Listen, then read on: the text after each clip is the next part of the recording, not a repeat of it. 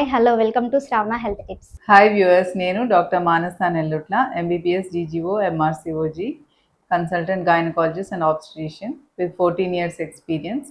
Pregnancy సమయంలో ఎన్ని scans చేయించుకోవాలి మేడం? ఏ మంత్స్లో చేయించుకోవాలి? ప్రెగ్నెన్సీ సమయంలో కనీసం మినిమంగా 4 scans తీస్తున్నారమ్మా. ఇవాళ 4 scans చేయించుకోవాలి. మన ఆప్షనల్గా చేయించుకుంటే అడిషనల్గా ఇంకొక స్కాన్ తీసుకొని 5 scans తీసుకోవచ్చు.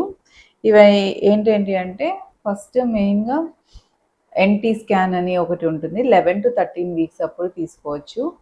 TIFFA scan 20 weeks, growth scan 28 weeks, ఇంకొకటి ఫైనల్గా ఆబ్స్టెటిక్ స్కాన్ 36 weeks. అది కాకుండా ఒకవేళ మనకి బేబీ ఊపిరి అందుకుందా లేదా, బాగుందా లేదా అని తెలుసుకోవాలి అనుకుంటే 6 to 7 weeks అప్పుడు వయబిలిటీ స్కాన్ అని ఒకటి ఫస్ట్ తీస్తాం. దాంట్లో మనకి పాప ఎలా ఉంది, బాగా ఊపిరి అందుకుందా లేదా తెలుస్తుంది. ఒక ఎక్స్పెక్టెడ్ డేట్ ఆఫ్ డెలివరీ కూడా వస్తుంది. ఈ 11 to 13 weeks అప్పుడు తీపించే ఎన్టీ స్కాన్ అనేది ఇది చాలా ఇంపార్టెంట్. దీంట్లో ఏంటంటే బేబీ నెక్ థిక్నెస్, వెనకాల న్యూకల్ ట్రాన్స్లూసెన్సీ అనేది చూస్తారు. ప్లస్ అప్పటి వరకు బేబీ ఎంత ఫామ్ అయితే అంత, కొన్ని అవయవాలు, తల, గుండె, ఏవైతే స్టమక్ బబుల్ అలాంటివన్నీ ఎంతవరకు ఫామ్ అయితే అంతవరకు చూసి కొన్ని ఎర్లీ ఏమైనా జెనెటిక్ డిఫెక్ట్స్ అలాంటివి ఉంటే కనుక్కుంటారు. సో బేబీకి ఈ NT scan plus double marker అనే ఒక బ్లడ్ టెస్ట్ చేస్తారు. ఈ రెండు బట్టి బేబీకి జన్యుపరమైన లోపాలు 3 కామన్ జెనెటిక్ డిజార్డర్స్ ఉంటాయి. Down syndrome, Edward syndrome, పటావ్ syndrome అని. అంటే కోర్స్ చాలా జెనెటిక్ డిజార్డర్స్ ఉంటాయి, అన్నిటి గురించి మనం స్క్రీనింగ్ చేయలేము, కానీ 3 మోస్ట్ కామన్ కాబట్టి ఈ 3 కామన్ జెనెటిక్ డిజార్డర్స్ బేబీకి ఉండే రిస్క్ ఉందా లేదా అనేది తెలుస్తుంది. ఇది చాలా ఇంపార్టెంట్. నెక్స్ట్ టీఫా స్కాన్ అంటారు. టీఫా అంటే అప్పటికి 20 వారాలు వచ్చేస్తుంది. బేబీ అన్ని అవయవాలు ఫామ్ అయిపోతాయి కాబట్టి ఎంతవరకు చూడగలిగితే అంత క్లియర్గా చూసి అన్ని అవయవాలు సరిగ్గా డెవలప్ అయినాయా లేదా అనేది తెలుసుకోవచ్చు ఈ స్కాన్లో. గుండె, తల, అన్నీ, బ్రెయిన్, హ్యాండ్స్, లెగ్స్ అన్నీ చూస్తారు. Okay, and then next growth scan అని ఒకటి 28 weeksకి చేస్తాం. సో ఈ 20 weeks నుంచి 28 weeks మధ్యలో ఎంత పెరగాలో పాప అంత అప్రోప్రియేట్గా పెరిగిందా లేదా, వెయిట్ ఆ వయసుకు ఎంత ఉండాలో అంత ఉందా, ఉమ్మనీరు బాగుందా, పాపకి రక్త ప్రసరణ బాగుందా, ఇవన్నీ చెక్ చేసి చెప్తారు. ఈ గ్రోత్ స్కాన్లో ఏమైనా గ్రోత్ డెఫిషియన్సీస్ ఉన్నాయి అని అంటే దాన్ని బట్టి ఇంకా క్లోజ్గా మానిటర్ చేయడం స్టార్ట్ చేస్తారు.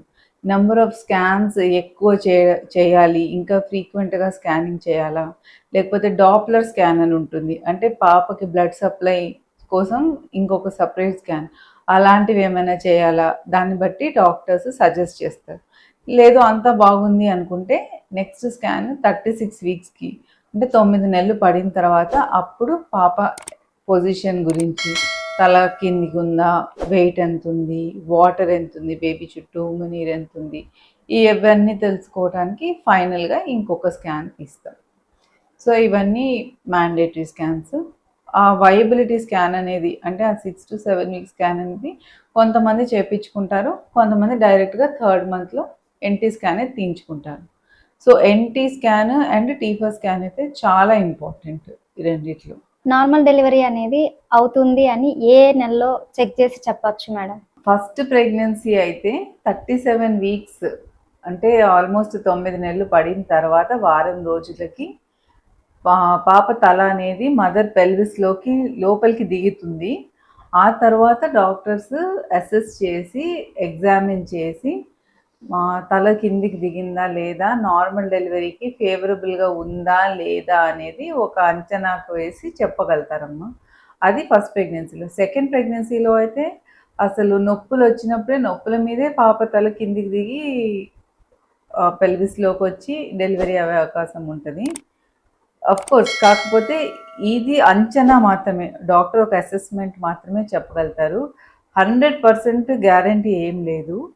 ఫస్ట్ ప్రెగ్నెన్సీలో ఎప్పుడు కానీ మనం ట్రయల్ ఆఫ్ లేబర్ అంటాం, అంటే ట్రై చేసి చూడాలి, నొప్పులు వచ్చినప్పుడు ట్రయల్ ఇచ్చి చూడాలి, అది నొప్పుల మీద తల కిందికి దిగి బయటకు వస్తుందా లేదా అనేది చూస్తేనే అర్థమవుతేనే మనకి ఆమె చూసినప్పుడే మనకు అర్థమవుతుంది అనమాట డెలివరీ అవ్వే అవకాశం ఉందా లేదా అనేది.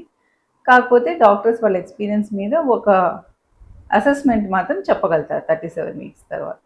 చూస్తూనే ఉండండి శ్రావణ హెల్త్ టిప్స్. మీకు ఏదైనా డౌట్స్ ఉంటే కామెంట్ రూపంలో తెలియజేయండి. Please like, share and subscribe Shravana health tips.